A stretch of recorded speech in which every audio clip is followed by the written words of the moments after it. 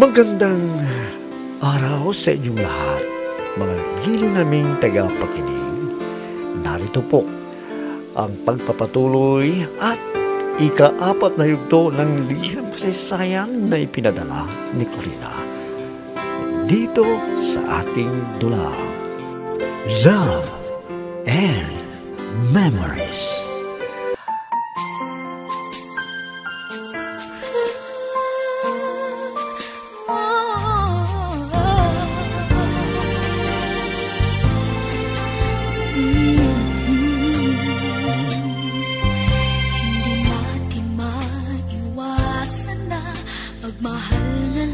Naglasing si Marco dahil sa sama ng loob sa akin at si Lara ang tumutulong sa kanya, pero hindi niya masaway sa kanyang paglalasing.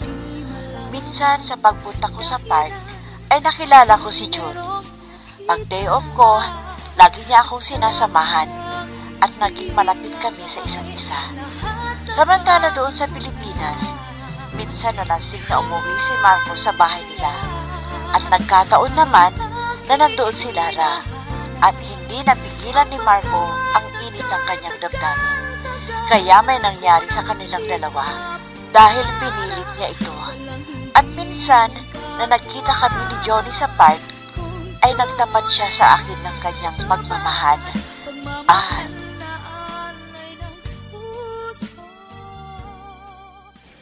Corina, may napapansin ako. Nandito tayo sa park para maglibang, pero malungkot ka naman. Ano bang problema mo? tama ka, June. May problema nga ako. Di ko alam ang gagawin ko. Tungkol ba si inay mo?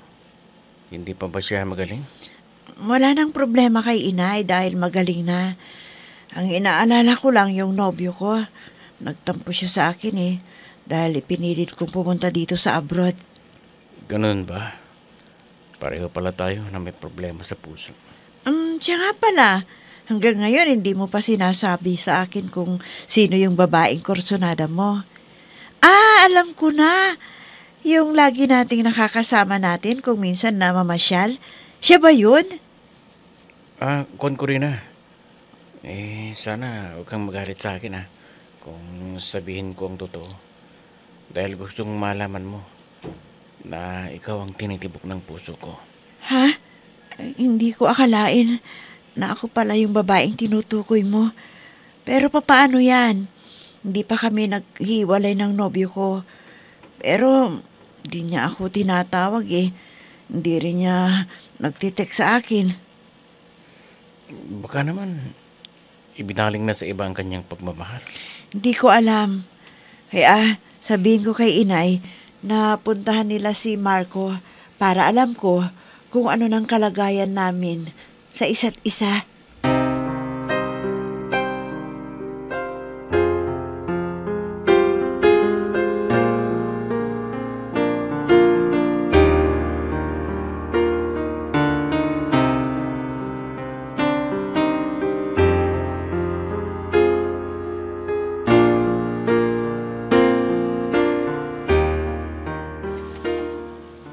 Sino yung kausap mo, Iseng, bago ako dumating? Si Corina. May pinapatanong tungkol kay Marco. Pero saan ko siya hanapin? Matagal ko nang hindi nakikita ang taong yon. O di, tanugin mo ang magulang niya. Sigurado naman na alam nila kung saan siya pupunta. Oo nga pala, no? Dahil parang nagproblema si Corina.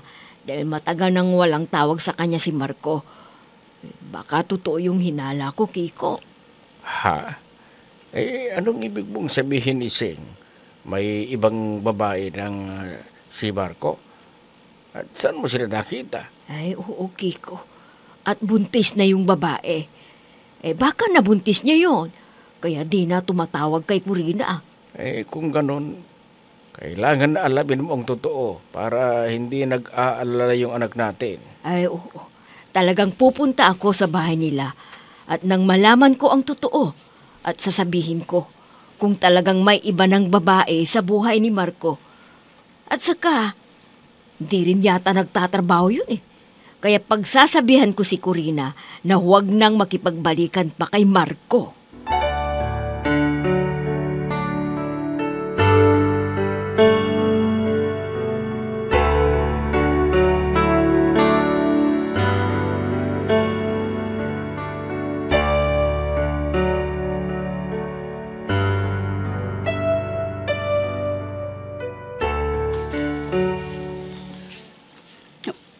Marco, kailangan na malaman mo ang aking kalagayan.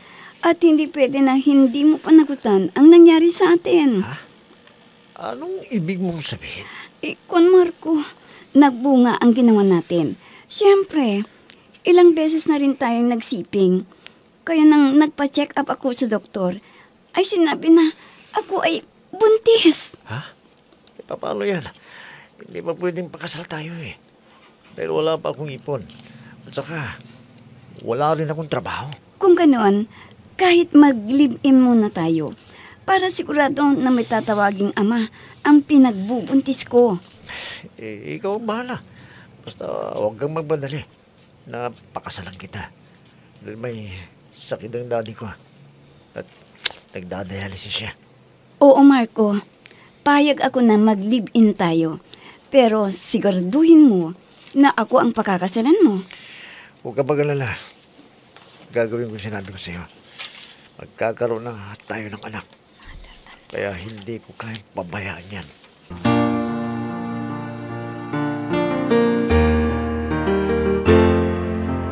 I'm so blessed I have you, 'cause you gave the world to me.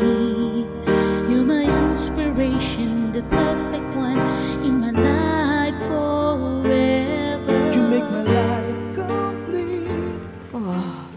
Kailangan na puntahan ko sa bahay ni na Marco para makausap ko siya at malaman ko ang totoo.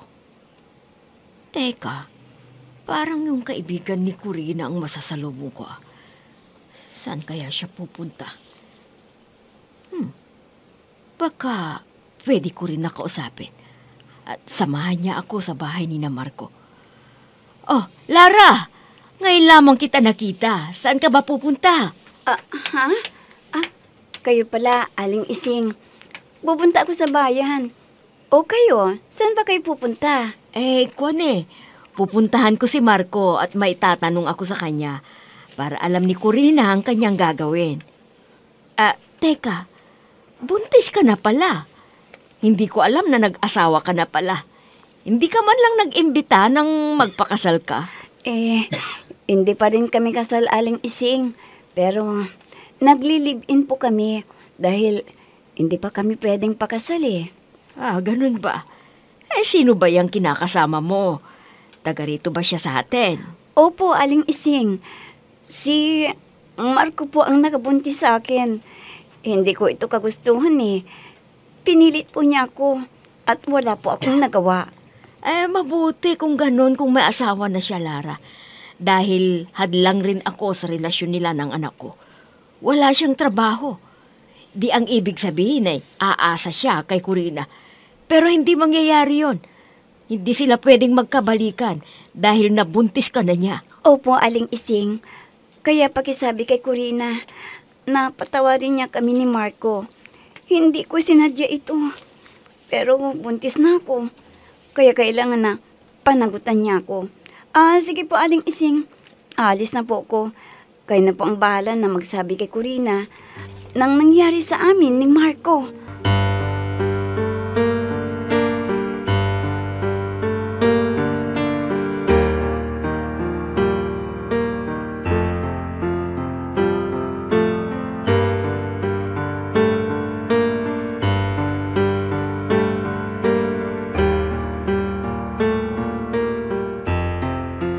Naaawa ako kay Johnny, pero wala akong magawa dahil may nobyo na ako. Si Marco yon. Ayoko sanang saktan ang damdamin ni Johnny, pero hindi naman pwede na dalawa ang puso ko. Kaya lang, di ko alam kay Marco. Baka may ipinalit na siya sa akin dahil hindi na siya tumatawag o nagte-text man lang. Di ko rin kayang sirain ang relasyon namin ni Marco. Dahil hanggang ngayon, mahal ko pa rin siya. Hindi bale, sabihin ko kay inay na gusto kong makausap si Marco bukas para alamin sa kanya kung mahal pa niya ako o hindi na. May nagte-text. Sino kaya to? Basahin ko nga. Si Lara? Bakit kaya? Ano to? Totoo kaya ang itinext sa akin? Hindi! Hindi! I'll be with you for the rest of my life. From the bottom of my heart, I will. I'll always be with you.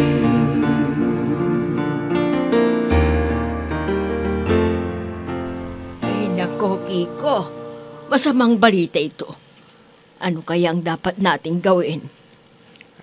Ha? Ano bang sinasabi mong balita? Anong nangyari sa kanya? Walang masamang nangyari sa kanya. Kundi nalaman ko na may kalibin na si Marco at buntis na yung babae. Ano? Ang walang hiya. Tapos ang kapal pa ng mukha na pupunta at kunin yung number ni Corina. Baka naman magpapaliwanag. At sabihin na wala siyang kasalanan.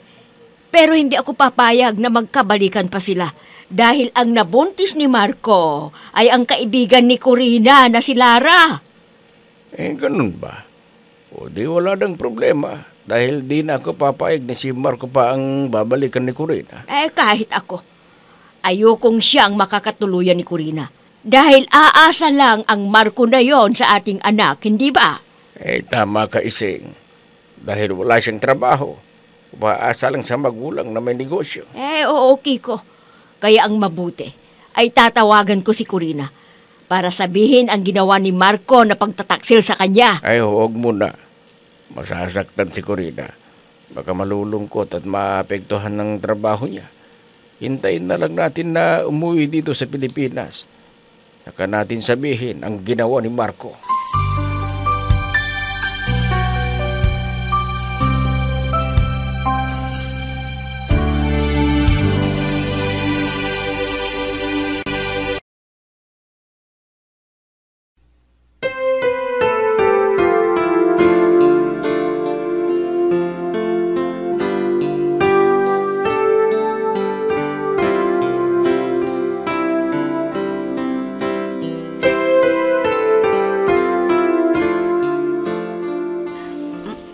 Marco, nakokonsensya ako. Kaya nag-text ako kay Corina nang nangyari sa atin. Ano? Bakit ka nagdesisyon na hindi mo muna ipinalam sa akin? Dapat ako muna magsabi sa kanya, hindi ikaw. Kailangan kong sabihin kay Corina dahil nakita ko ni Aling Ising at nagkausap kami at tinanong kung sino ang ama ng pinagbubuntis ko. Kaya sinabi ko ang totoo. Baka kung ano pa ang isumbong ni Aling Ising kay Corina. Kaya inunahan ko na para hindi siya magalit sa akin. At nag-reply naman si Corina sa'yo. Ano mo sabi niya? Nagalit ba siya sa'yo? Hindi siya nagalit sa akin, kundi ikaw ang sinisisi kung bakit nagbisyo ka raw ng pag-inom ng alak. Kaya nadamay ako. Mabuti kung hindi siya nagalit sa'yo. Kasalanan ko naman pero hindi ako nagsisisi dahil ikaw ang nakatulong sa akin. At naglalasing lamang ako sa nalulungkot ako. Kaya wala na tayong problema ngayon kay Corina. Oo, Marco. Kaya lang, nahihi ako kay Corina dahil kaibigan ko siya. Parang inagaw kita sa kanya. Pero alam mo, Marco, noon pa man ay may pagtingin na ako sa iyo. Pero si Corina ang niligawan mo. Ha? Kaya pala, hindi ka na tumanggi. May mangyari sa ating dalawa. At ilang beses pang nangyari yon. Hanggang sa mabuntis ka. Baka naman, plano mo ito. Wala pakasalan kita. Alam mo, Marco, hindi naman pwede na hindi mo ako panagutan. Dahil nasira mo na ang karangalan ko. Hindi ako papayag na di mo ako pakakasalan. Tama na yan. Huwag ka lang mag-alala. dahil hindi ko tatalikuran ang responsibilidad ko sa iyo para sa ating anak. Kaya ipanatag mo lang ang kalooban mo.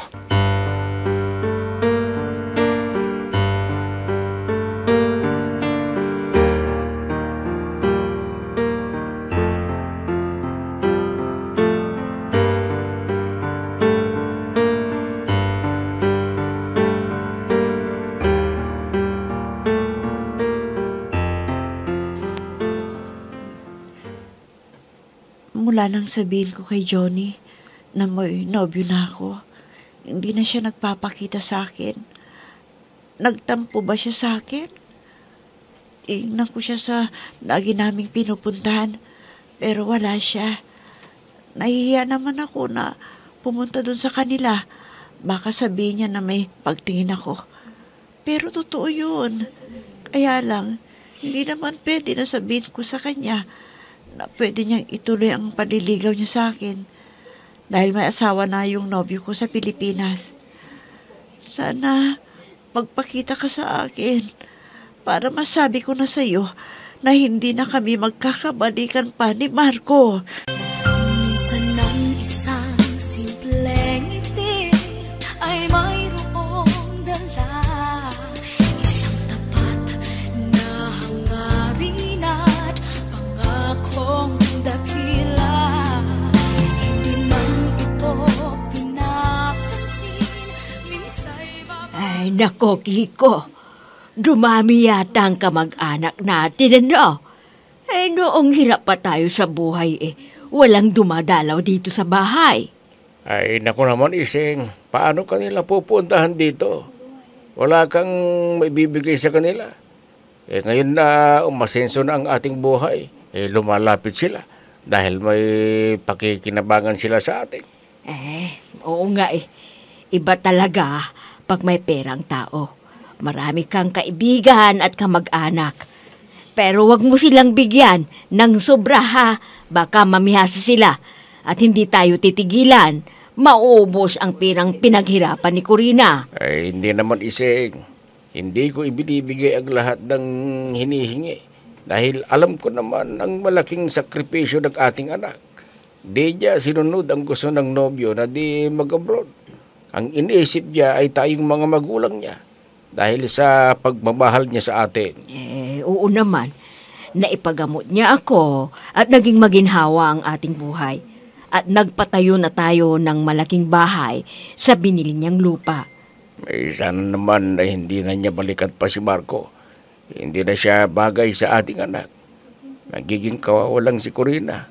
Pero hindi bale. May kalibin na si Marco at buntis na si Lara. Ay, oo, Kiko. Kaya lang si Corina, sigurado na masasaktan yon pag nabalitaan niya na nag-asawa na ng iba si Marco. May talagang ganun ang madarama ni Corina. Pero wala nang magagawa, kundi humanap na siya ng ibang magmamahal sa kanya. Dahil hindi na sila bagay para sa isa't isa. At makakatagpo pa si Corina ng masigit pa kay Marco dahil may itsura naman ang ating anak.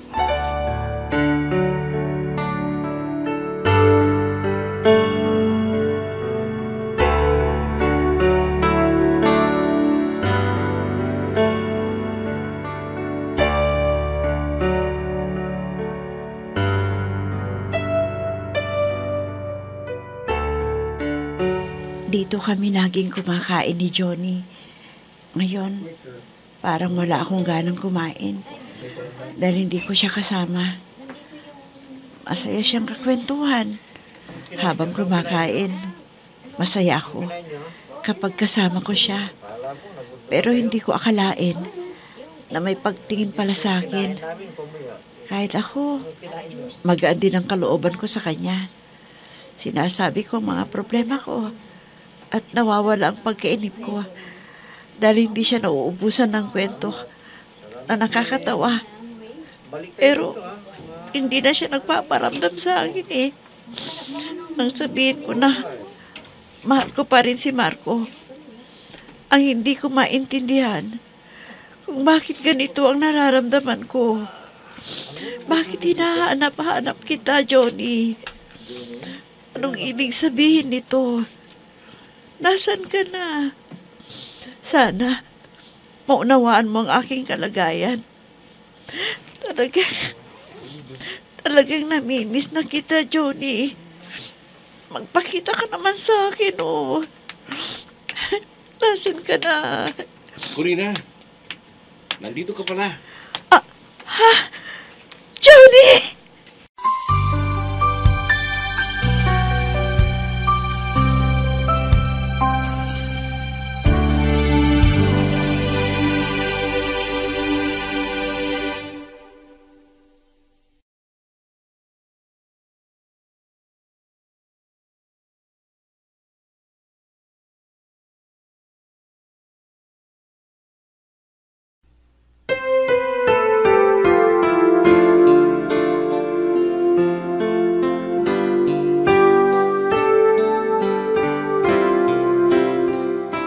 Umiibig na nga kaya si Corina kay Johnny?